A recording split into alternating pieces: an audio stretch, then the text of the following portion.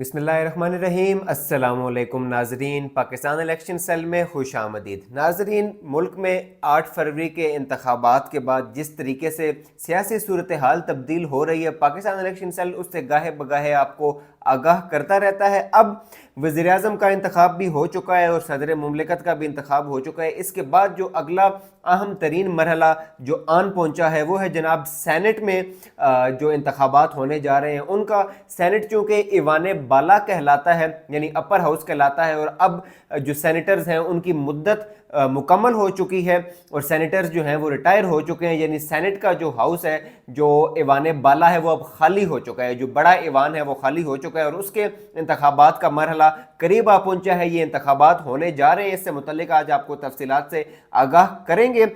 Saint اور Saint کے chairman کے انتخابات کا یہ جو مرحلہ ہے یہ آئندہ آنے والے چند دنوں میں یہ مکمل ہو جائے گا۔ کل الیکشن کمیشن آف پاکستان یعنی 14 مارچ کو یہ شیڈیول جاری کرنے جا رہا ہے کہ کس طریقے سے سینٹ کا انتخاب ہونا ہے۔ الیکشن کمیشن آف پاکستان پہلے شیڈیول جاری کرتا ہے، اس کی تاریخ آتی ہے اس میں کہ کس دن یہ سینٹ کے انتخابات ہوں گے، اور جس دن سینٹ کے انتخابات ہوں اس کے بعد سینیٹرز حلف اٹھاتے ہیں اور اس کے بعد جو چیئرمین سینٹ ہیں اور ڈپٹی چیئرمین سینٹ ہیں ان کا انتخاب ہوتا ہے۔ یہ تمام تر تفصیلات پاکستان الیکشن سیل کے پلیٹ فارم پہ آپ کو ضرور بتائی جائیں گی۔ اب الیکشن کمیشن آف پاکستان چونکہ پاکستان تحریک انصاف کے ساتھ ایک خاص قسم کی خار رکھتا ہے، ایک خاص قسم کا دوغلا پن دکھاتا ہے پاکستان تحریک انصاف کا معاملے میں۔ یہ کیا معاملہ ہے اس سے متعلق بھی آپ کو آگاہ کریں گے، اور الیکشن کمیشن آف پاکستان نے اپنے عملے کے چند جو ہیں اہلکار ہیں، جو چند افراد ہیں، ان کو فارغ کیا ہے، کس بنا پر کیا ہے، کیا وجہ ہے، یہ بھی آپ کو تفصیلات بتانے جا رہے ہیں۔ اور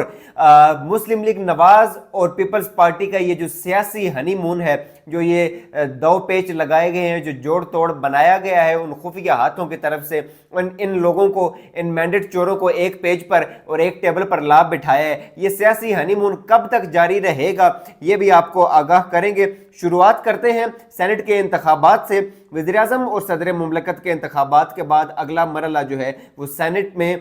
سینٹ کے چیئرمین اور ڈپٹی چیئرمین کا انتخاب ہے۔ نئی سینٹ میں اتحادیوں کا غلبہ بظاہر تو دکھتا ہے کہ یہ جو اتحادی حکومت، جو پی ڈی ایم کا یہ جو ٹولہ ہے، اس کا غلبہ جناب سینٹ میں دکھتا ہے۔ الیکشن کے بعد ایوان بالا میں اتحادیوں کی تعداد تقریباً 58 ہوگی، جبکہ پی ٹی آئی کے جو حمایت یافتہ یعنی سنی اتحاد کونسل کے جو لوگ ہیں اور ان کے جو ساتھ اتحادی ہیں، ان سینیٹرز کی تعداد بھی 28 سے 30 تک ہو سکتی ہے۔ اب یہ جو آئندہ سینٹ کے جو انتخابات ہونے جا رہے ہیں، اس ایوان میں جماعت اسلامی، پختونخوا ملی عوامی پارٹی، مسلم لیگ فنکشنل، ان کی نمائندگی جو ہے وہ ان 3 جماعتوں کی نمائندگی نہیں رہے گی۔ جو 52 سینیٹرز ریٹائر ہوئے ہیں ان میں اتحادی جماعتوں کے سینیٹرز کی تعداد تقریباً 26 ہے، اور اپریل میں جو سینٹ کے انتخابات ہونے جا رہے ہیں وہ 48 نشستوں پر ہوں گے۔ سینٹ انتخابات کے حوالے سے اگر ہم بات کریں سندھ اور بلوچستان کی اور اسلام آباد کی، تو یہاں پر جو اتحادی حکومت ہے ان کی نمبر گیم پوری دکھتی ہے، یعنی جو بظاہر جو حالات ہیں اس کے مطابق یہ لگتا ہے کہ جو یہ اتحادی حکومت ہے یہ سینٹ میں بھی اس کا غلبہ ہوگا، سینٹ میں ان کے اراکین کی تعداد زیادہ ہوگی۔ اب اگر تفصیلات آپ کو بتائیں تو 10 مارچ کو جو 52 سینیٹرز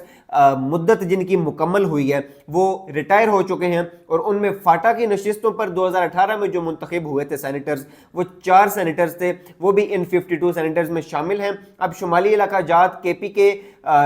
کی صوبائی اسمبلی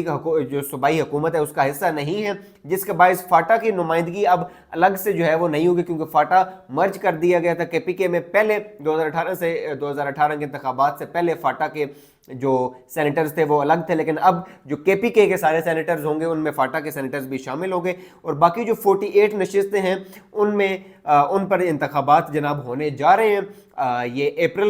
2 اپریل کو جناب شیڈیول کل جاری کیا جائے گا، اس کے مطابق 2 اپریل کو سینٹ کے انتخابات ہونے جا رہے ہیں۔ یہ تھی تفصیلات سینٹ کے انتخابات کی۔ اب اگر ہم بات کریں کہ جو الیکشن کمیشن آف پاکستان نے اپنے عملے کو فارغ کیا ہے، تو وہ خبر یہ ہے کہ جمعیت علماء اسلام کی ایک مخصوص نشست پر کسی اور خاتون کا نوٹیفیکیشن جاری کر دیا گیا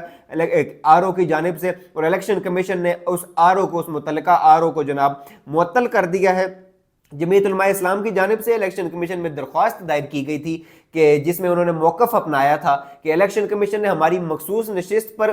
صدف احسان نامی ایک امیدوار تھی ان کی مخصوص نشستوں کے لیے، ان کو وہ نہ پارٹی کا رکن ہے اور نہ ہی ان کا نام جناب فہرست میں شامل ہے۔ اس صدف احسان کا نوٹیفیکیشن جناب الیکشن کمیشن آف پاکستان کے یہ جو متعلقہ عملہ ہے جو RO ہے اس نے جاری کر دیا تھا، اور جمعیت علماء اسلام نے یہ درخواست دائر کی کہ یہ نوٹیفیکیشن منسوخ کیا جائے اور ہنا بی بی کا نوٹیفیکیشن جاری کیا جائے۔ ہنا بی بی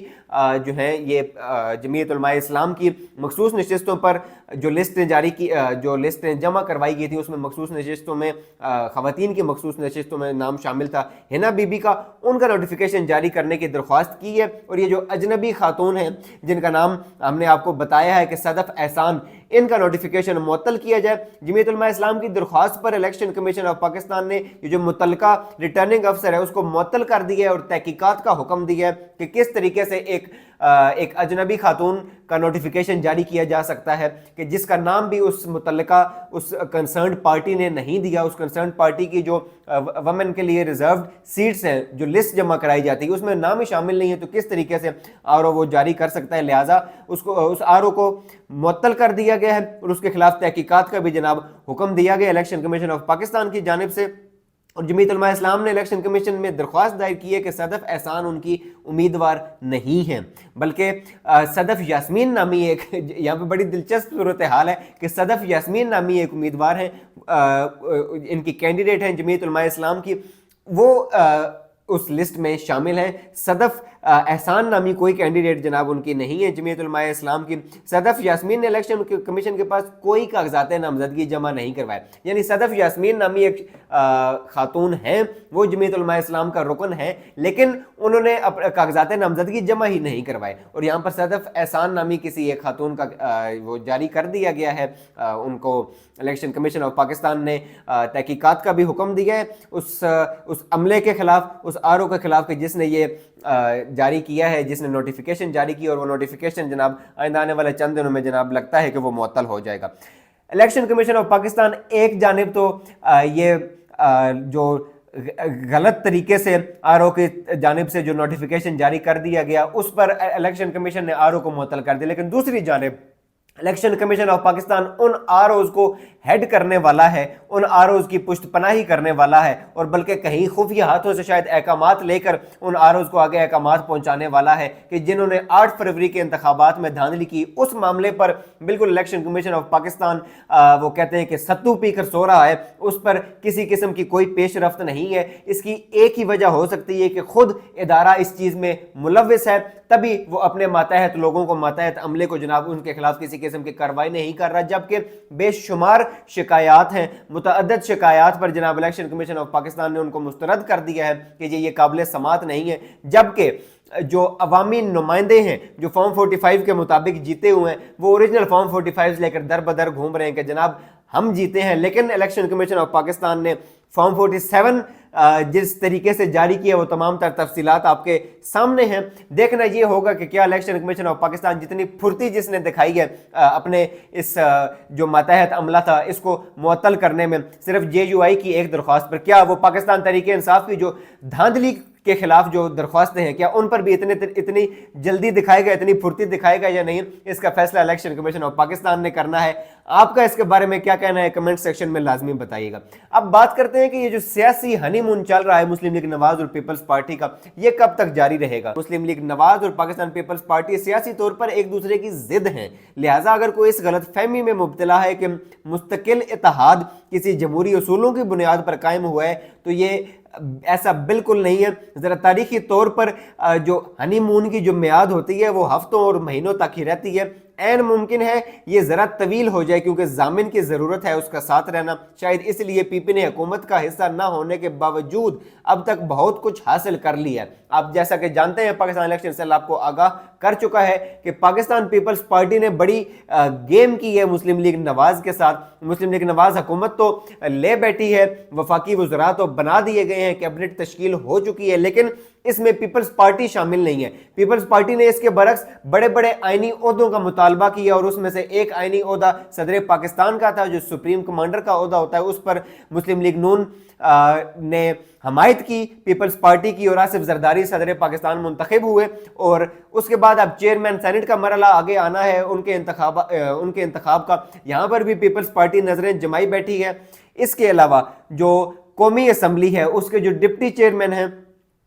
चेयरमैन कौमी असम्बली वो भी पीपल्स पार्टी के मुंतखब हो चुके हैं। लिहाजा ये चंद आइनी ओहदे पीपल्स पार्टी ने डिमांड किए थे वो उनको मिल चुके हैं और मिलने वाले हैं सेनेट के इंतखाबात में। लेकिन वो किसी किस्म की जो जिम्मेदारी वाला काम है, जो फेडरल कैबिनेट में शामिल होने वाला काम है, वो उन्होंने बिल्कुल भी उससे उन्होंने हाथ अपने साफ किए रखे हैं, अपना दामन बचाए रखा है। और जितना नजला होगा, जितना गंद होगा, वो मुस्लिम लीग नवाज के ऊपर ही गिरेगा। लिहाजा ये जो हमने आपके सामने रखी है कि ये जो इनका सियासी हनीमून है ये ज़्यादा देर तक चलने वाला नहीं है, क्योंकि ये वो पार्टीज़ हैं, वो लोग हैं जो कि माजी में एक दूसरे का पेट फाड़ कर पैसा निकालने की बातें करते थे, एक दूसरे को सड़कों पर घसीटने की बातें करते थे। लेकिन आज सिर्फ इमरान खान के खिलाफ और पाकिस्तान तहरीक इंसाफ के खिलाफ उन खुफिया हाथों में ये खेल रहे हैं। उन खुफिया हाथों के आप कह सकते हैं कि ये चमचे बने हुए हैं और उनकी इमा पर ये अब आपस में मिल बैठे हैं। देखना ये होगा कि ये जो इनका सियासी हनीमून है ये कितना अरसा चलता है। जो ग्राउंड रियलिटीज़ हैं वो यही बताती हैं और जो हिस्ट्री भी रही है वो ये बताती है कि ज़्यादा देर तक ये जो सियासी जो इनका हनीमून शुरू हुआ है ये ज़्यादा देर तक चलने वाला नहीं है। आपका इसके बारे में क्या कहना है? अपनी कीमती राय से ज़रूर आगाह कीजिएगा। आपकी फीडबैक क्या हमें इंतज़ार रहेगा। अपना और अपने इर्द गिर्द के लोगों का ख्याल रखिएगा। अल्लाह ने निगहबान।